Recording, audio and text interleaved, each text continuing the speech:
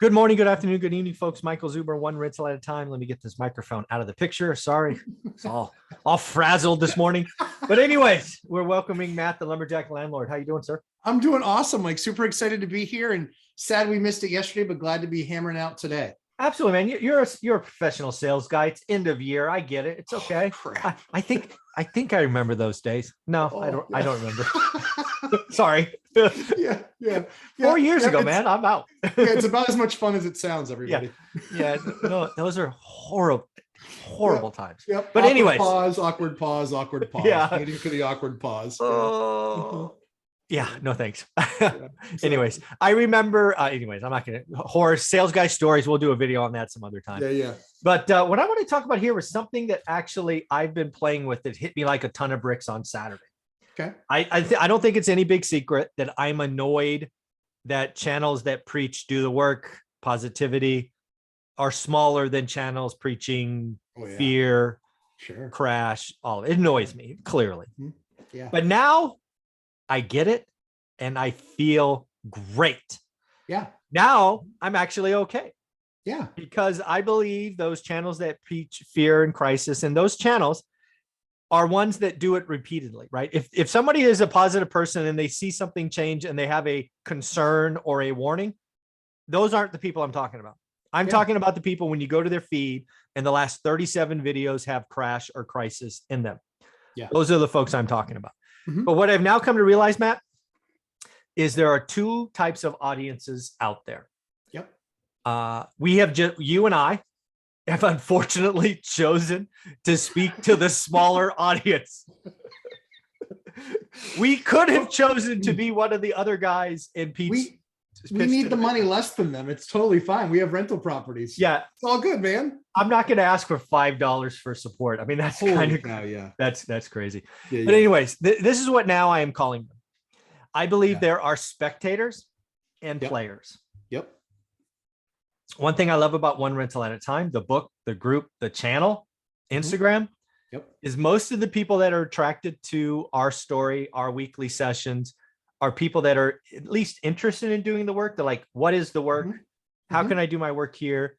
Maybe they've heard their market's expensive, but they're like, I don't know if that's true, right? So they're willing to get in, right? And we talk about buy box and daily discipline. And then there's the other folks that are thrilled to sit in the stands, boo, scream, throw popcorn because they don't want to do the work.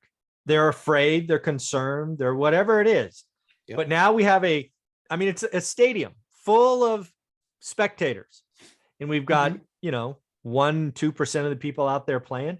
You and I have chosen to talk to players. Sorry, buddy. There's a heck of a lot more spectators out there. So you and I will never be that big. That's what I've come to realize. Yeah. 24 guys entirely on a basketball court, if you count both teams. Right. Exactly. And there's 17,000 people in the stands watching them. Yeah. That's how I feel some days. There you go. Welcome to Wednesday, bro. Yeah. Welcome to Wednesday. So I think at the end of the day, you were really successful in your career because you were a doer. I was really successful in my career because I was a doer. I made deals. I created deals. Yeah. Right. I didn't wait for someone to call me and go, any chance you're interested in some real estate? Any chance you're interested in selling me some software? Yeah. I would love to. Talking about my career, I successfully launched three products from zero, from freaking vaporware to $100 million. Yes. Yeah. You don't do that sitting in the stands. You do, or waiting for the phone to ring. No, you get off your ass, you get your ass kicked a lot. You lose a lot. You hear no a lot. Oh, I mean, you hear 4-letter words surrounded by no, right? Yes. Because the first 10 million is nearly impossible. First 10 million sucks. But again, if you flash back to real estate, what you and I now teach other players to do is the first 1 or 2 deals suck, right? It's hard. Sure. It could take you 6 months. There are people in my course that have been doing the work for 6 months. And the last 12 months, 18 months have been really, really hard, right? There's no inventory, especially at the bottom, right? Sure. So dude, I just feel so much better knowing that you and I talk to players. Yeah, of course. Listen, at the end of the day, people that are willing to do the work they're going to be the winners. Oh, absolutely. Yeah. If I can guarantee you automatically lose. Yeah. Like, the people that are sitting in the stands, their financial position is going to be just like it was last year and the year before. Or worse. Or worse. Yeah. It's like, it doesn't get better. Nope. And that's the thing is, wages usually in that group, right, aren't raising as quickly as inflation is. No, again, they're going to feel all great about a 10% raise. And then, they have 12% inflation, and they're not going to know the difference. That's the problem. Right. But don't worry, there'll be a channel out there that talks about 4% mortgages and a 50% crash. And they're going to scream, I'm going to wait. I'm going to wait. No, you're not. I saw you idiots last time. You know what the best time to buy real estate was 2010, after the bank said no and all the people got scared. And I was buying properties for land value, because everything you all disappeared because it was falling apart. And anyways, you're not. If you're scared, if you're not doing the work today, again, I'm not telling you to buy. A player doesn't buy an average deal. A player doesn't buy a bad deal, but a player does the work. A player practices. That's right. You practice. So yeah, man, I feel good. And again, I mean, some of these other channels, it's funny when you think about them. I think they fall into a couple of categories. There are some channels that just have tapped into that fear, and every word out of their mouth. I don't even think they believe it, right? Because they're probably making 50 grand a month, maybe somewhere between 10 and 50 grand a month preaching fear. They're not. If you make 10 grand a month talking on YouTube, you're doing okay, right? Better than all the people that you're talking to. Oh, absolutely, absolutely. So, so there's some people that have just like, hey, I'm gonna scream into my megaphone, fear, stimulus, crash, crisis, until it doesn't work. Sure. And you can find those people by looking at their list, and if the last 37 videos are that, you know who they are. Others probably have been burned by the past. Either they or someone in their family have been burned and they can't get past it. Kind of like my stock market problem, right? I'm not going back, right? And yeah, I get it. It's my thing. I don't care. It's my money. I can decide what I want to do. I'm not going back. So there's probably some people that got burned by real estate, and they haven't gotten over the fact that they made a bad choice. Yeah. Right. I think so. That's something we're going to talk about in video 2, segment 2. But I think, how it's germane from a player perspective right now. I think player is the most important thing. It's not about playing, isn't about winning. Playing is about playing and getting better at the game. It's practice. That's what it is. And it's those 10,000, the 10,000 hours of work, right? That makes you all of a sudden, actually know what you're doing. Yeah. And I was really good earlier on in my career at software. But that was kind of like just natural ability and talent. But after 5 years, and I learned what I was doing, and I learned the tech, and I was like, oh, that's dangerous. When the big numbers started coming. That's when the 300, 400, 500% of quotas started coming, was because at that point it was natural talent and ability, hard work that can't be replaced. And now really understanding exactly what we're doing, then it made almost everybody an instant customer. Well, I think that is, I mean, we can relate that back to real estate, right? 100%. That's kind of my story, right? How did I get my first 8 deals out of the MLS? These were just, I think there was 6 houses in one duplex. Yeah. 8 units. Yeah.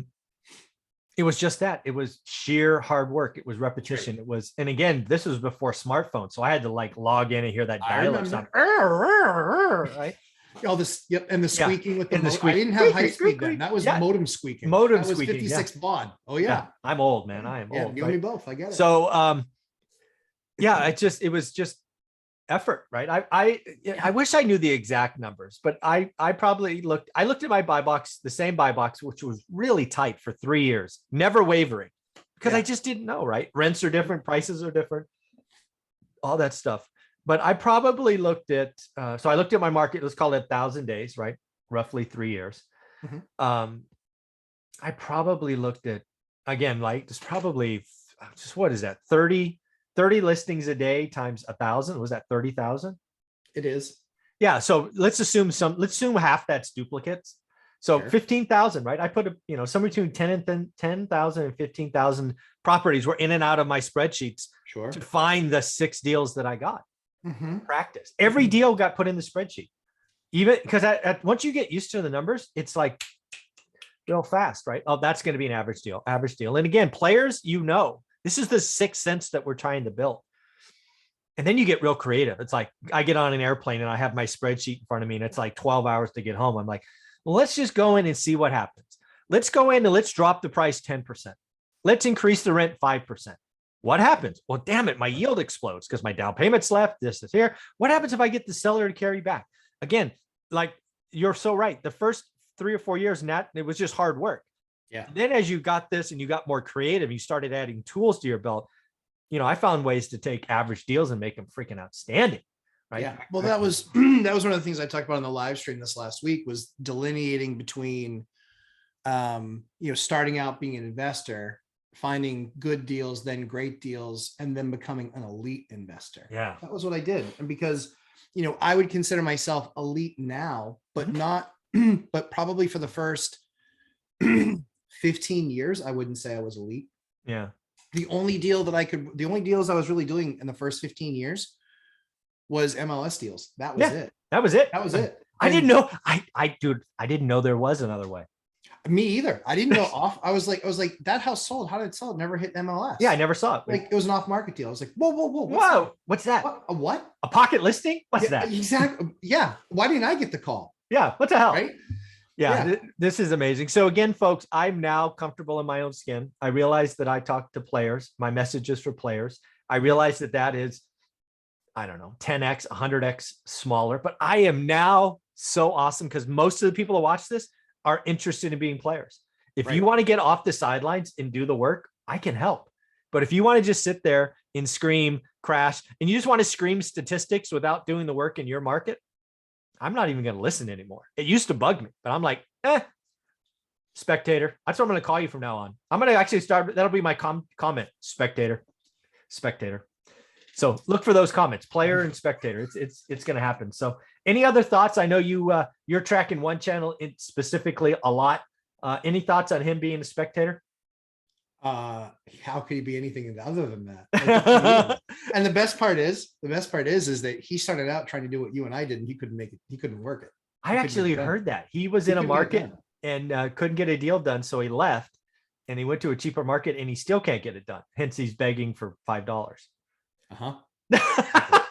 That's pretty much fun. Nailed it. Yep. No, nailed it. So, but I think what's important and what we're going to cover in the second segment is perspective. I think that's a really important thing for people to understand. Cool. Well, let's get there. Before we do that, how can people find you?